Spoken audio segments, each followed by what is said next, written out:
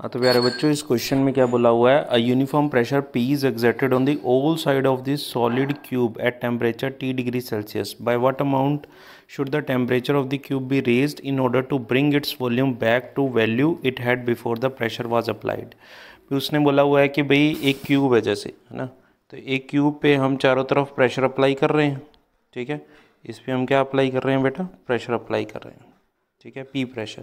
तो pressure P apply करने से इसका जो वॉल्यूम है ये डिक्रीज़ हो गया, बट हमने साइड बाय साइड टेम्परेचर भी इंक्रीज़ कर दिया ताकि इसका जो वॉल्यूम है वो फिर से इंक्रीज़ हो जाए.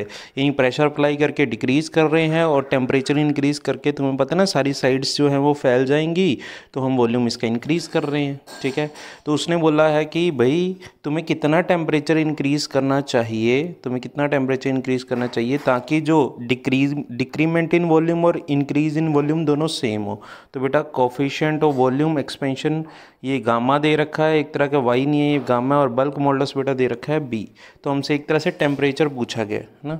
तो बेटा मुझे बताओ, जो प्रेशर की वजह से जो अपने पास वॉल्यूम में डिक्रीमेंट आता है वो बेटा हम क्या लिखते हैं, वो बी इक्वल्स टू, है ना, बल्क मॉडुलस की वैल्यू हम क्या लिखते हैं, minus delta P upon delta V by V. याद है ये बात, है ना. ये नेगेटिव साइन क्या शो करता है कि वॉल्यूम डिक्रीज हुआ है ना.